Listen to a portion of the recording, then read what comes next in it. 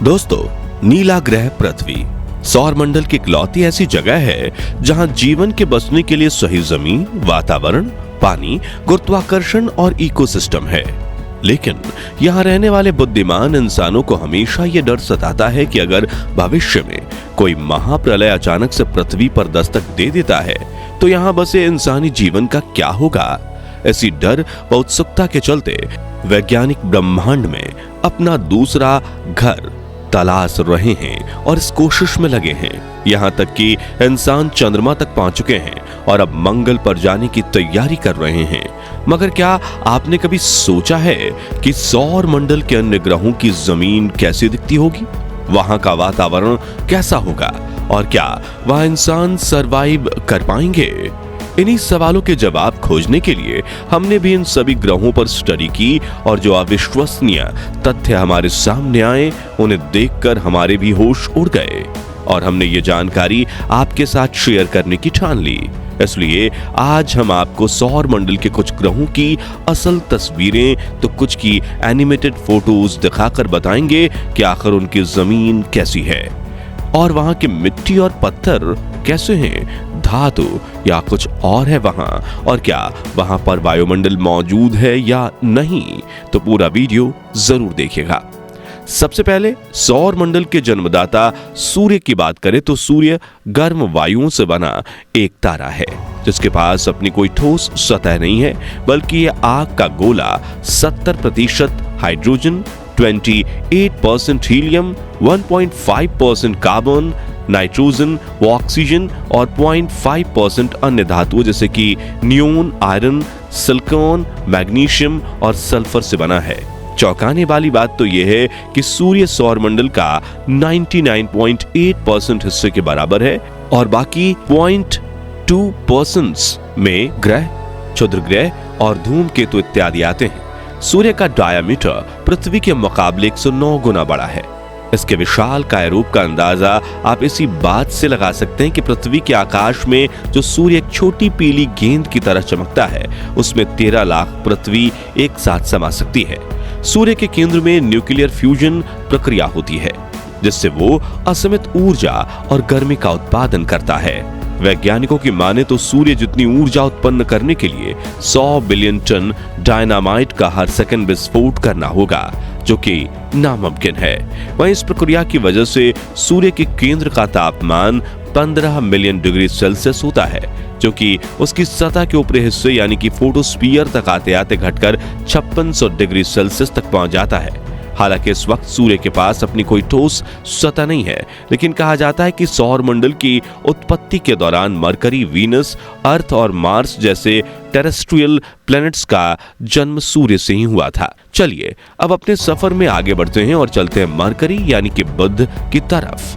अगर आप सूर्य के सबसे नजदीक मौजूद इस ग्रह को करीब से देखेंगे तो आपको इसकी जमीन बिल्कुल ऊबड़ खाबड़ दिखेगी, जिसमें काफी ज्यादा गड्ढे और क्रैटर्स बने हुए हैं जो कि इसको कई किलोमीटर लंबे, चौड़े और गहरे होते हैं। वैज्ञानिकों की माने तो सौर मंडल की उत्पत्ति से लेकर आज तक अनगिनत उल्कापिंड, क्षुद्र ग्रह और धूमकेतु सूर्य के गुरुत्वाकर्षण की वजह से उसकी तरफ खींचे चले जाते हैं और अगर उस दौरान उनके रास्ते में बुध ग्रह आता है तो वो इससे टकरा जाते हैं। इसी वजह से यहाँ इतने बड़े बड़े गड्ढे बने हैं। बुध ग्रह के सबसे बड़े क्रैटर का नाम एनेरिन है जिसका डायमीटर 467 किलोमीटर है। वहीं मरकरी पर कैरोलिस बेसिन नाम का एक इंपैक्ट क्रैटर इलाका है जहां क्रैटर्स की भरमार है और इस इलाके के सेंटर में 300 किलोमीटर डायमीटर वाला गड्ढा है, जबकि इसका कुल व्यास 1525 किलोमीटर है। कैंप रीजन के लिए भारत का सबसे बड़ा राज्य राजस्थान भी पूर्व से लेकर पश्चिम तक सिर्फ 869 किलोमीटर चौड़ा है, यानी कैरोलिस बेसिन चौड़ाई में राजस्थान से भी करीब 2 गुना है। आपको बता दें कि मरकरी एक वीरान ग्रह है जहां ना तो पानी है और ना ही कोई वायुमंडल, और सूर्य के सबसे पास होने की वजह से दिन के समय बुध ग्रह का तापमान 450 डिग्री तक पहुंच जाता है और रात के समय इसका तापमान गिरकर -176 डिग्री तक चला जाता है। यानी सुबह हो या शाम किसी भी समय इंसान बुध ग्रह पर अपना कदम नहीं रख सकता। अब अपने सफर में थोड़ा और आगे बढ़ते हुए चलते हैं शुक्र यानी वीनस ग्रह की तरफ। दोस्तों, बुध की तरह ही शुक्र ग्रह के पास अपनी ठोस सतह है, लेकिन इसका आसमान कई किलोमीटर मोटी सल्फ्यूरिक एसिड के बादलों की परत से ढका हुआ है। इसलिए वैज्ञानिक कभी शुक्र ग्रह की मैदानी जमीन को नहीं देख पाए, मगर यहाँ मौजूद बड़ी बड़ी चट्टानें, पर्वत और ज्वालामुखी को जरूर देखा जा सकता है। और ये बात जानकर आपके पसीने छूट जाएंगे कि शुक्र ग्रह के वातावरण का 96% हिस्सा कार्बन डाइऑक्साइड से बना हुआ है, जो कि ग्रीन हाउस इफेक्ट जैसा काम करता है। वहीं इसके वातावरण में मौजूद सल्फ्यूरिक एसिड ग्रह पर आई सूर्य की गर्मी को रिफ्लेक्ट होकर फिर अंतरिक्ष में नहीं जाने देता। साथ ही यहाँ 20 किलोमीटर से बड़ी 1000 से भी ज्यादा सक्रिय ज्वालामुखियां मौजूद है, जो आए दिन गर्मा गर्म लावे को उछालकर बाहर फेंकती रहती हैं। इन सभी कारणों की वजह से 24 घंटे 365 दिन शुक्र का तापमान 460 डिग्री सेल्सियस से भी ज्यादा रहता है और इसे सौर मंडल का सबसे गर्म ग्रह कहा जाता है। बता दें कि शुक्र ग्रह की 60% सतह से ज्वालामुखी निकलती है और इससे निकले हुए लावे से यह ढकी हुई है, जबकि 40% सतह पर बड़े बड़े पत्थर और ज्वालामुखी की राख मौजूद है। ऐसे में अगर आप अपने स्पेसशिप से उतरकर पृथ्वी की तरह ही शुक्र पर भी नंगे पैर सैर करने निकल पड़ेंगे तो सिर्फ आपके पैर ही नहीं बल्कि आपका पूरा शरीर ही जलकर राख हो जाएगा। दोस्तों, शुक्र के बाद सूर्य के तीसरे नंबर पर आता है हमारा घर यानी पृथ्वी। इसकी उपजाऊ जमीन इंसानियत के लिए किसी वरदान से कम नहीं है। पृथ्वी पर कई घास और पेड़ों पौधों वाले बड़े बड़े जंगल हैं, कहीं बर्फ की चादर से ढकी सतह है, कहीं बड़ी बड़ी चट्टानें और पर्वत हैं, तो कहीं रेतीला रेगिस्तान है। यहाँ का वातावरण भी इंसानों के लिए अनुकूल है और पीने लायक पानी भी मौजूद है। लेकिन पृथ्वी को तो हम हर रोज देखते हैं। चलिए बिना समय गंवाए चलते हैं हमारे चंदा मामा की तरफ, जो पृथ्वी के अलावा सौर मंडल की इकलौती ऐसी सतह है जहां पर इंसानों ने कदम रखा है। चंद्रमा की सतह काफी ऊबड़ खाबड़ है और इस पर कई बड़े बड़े क्रैटर्स भी मौजूद हैं। चांद के पतले वायुमंडल में ऑक्सीजन मौजूद नहीं है, इसलिए यहाँ इंसान स्पेस सूट के बिना सर्वाइव नहीं कर सकता। चलिए दोस्तों, अब पृथ्वी के बाद वैज्ञानिकों के सबसे पसंदीदा ग्रह रेड प्लैनेट यानी कि मंगल की ओर बढ़ते हैं। सूर्य के चौथे नंबर पर आने वाले इस ग्रह की सतह लाल रंग की है, क्योंकि यहाँ की जमीन पर काफी ज्यादा मात्रा में आयरन और अन्य खनिज पाए जाते हैं और इसी आयरन के ऑक्सीकरण होने की वजह से यहाँ की सतह लाल है, जहां कई छोटे बड़े कंकड़ और चट्टानें हैं।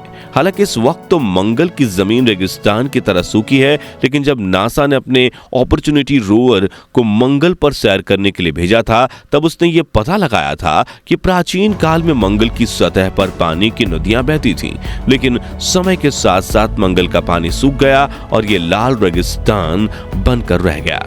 मंगल ग्रह पर आयन की धूल भरी आंधी और बवंडर चलते रहते हैं और 15 साल तक मंगल के रहस्यों से पर्दा उठाने के बाद अपॉर्चुनिटी रोवर भी ऐसे ही एक धूल के तूफान में हमेशा के लिए बंद पड़ गया था।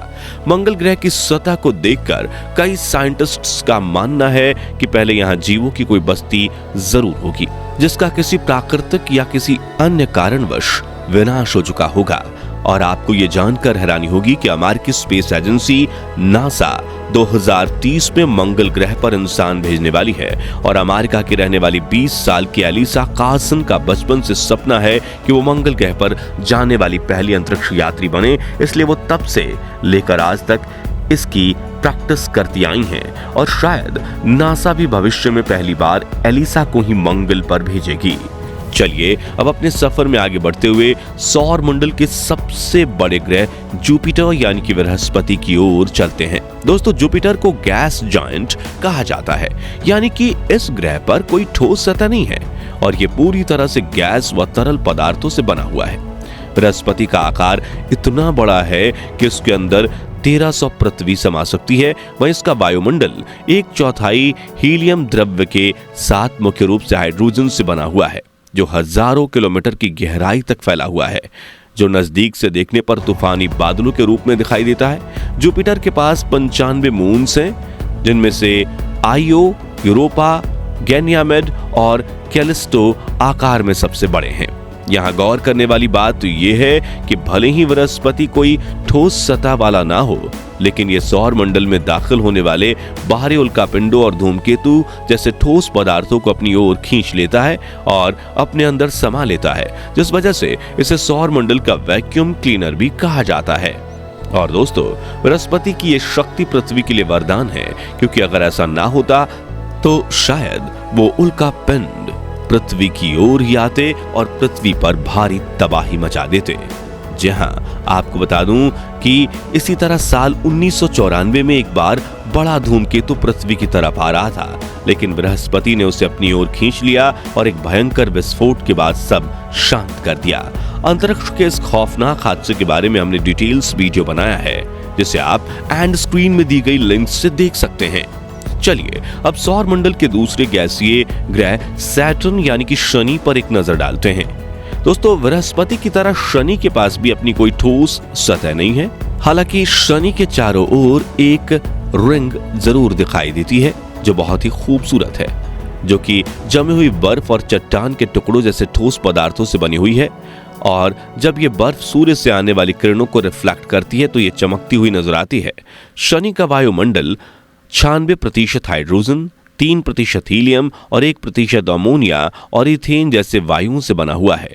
शनि ग्रह पर बहने वाली हवाओं की रफ्तार 18 से 2000 किलोमीटर प्रति घंटे के बीच होती है, जिसमें ऊपर की तरफ धीमी हवाएं बहती हैं, लेकिन जैसे जैसे इसके वायुमंडल में नीचे जाया जाता है वैसे वैसे इन हवाओं की रफ्तार तेज होती चली जाती है। वहीं शनि के पास सौरमंडल में सबसे ज्यादा यानी कुल 146 चंद्रमा है, जिसमें से टाइटन में वैज्ञानिकों की सबसे ज्यादा दिलचस्पी है, क्योंकि यह सौर मंडल का इकलौता ऐसा मून है जहां थिक एटमॉस्फेयर है। बात करें सौर मंडल के 7वें ग्रह यूरेनस यानी कि अरुण की, तो ये भी एक गैस का गोला है, यानी कि यूरेनस की जमीन पर आप खड़े नहीं हो सकते। हालांकि इस प्लेनेट पर बर्फ की अधिक मात्रा है और यहाँ का औसत तापमान -224 डिग्री सेल्सियस है, इसलिए इसे बर्फीले गैसीय ग्रह के रूप में जाना जाता है।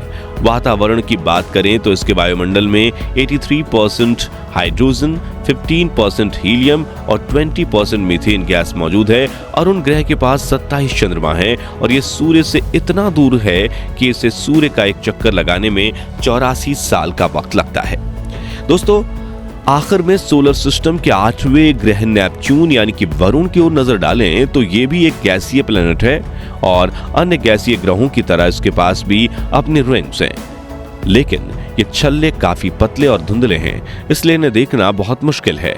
नेपच्यून के वायुमंडल में 74% हाइड्रोजन, 25% हीलियम और करीब 1% मीथेन गैस है।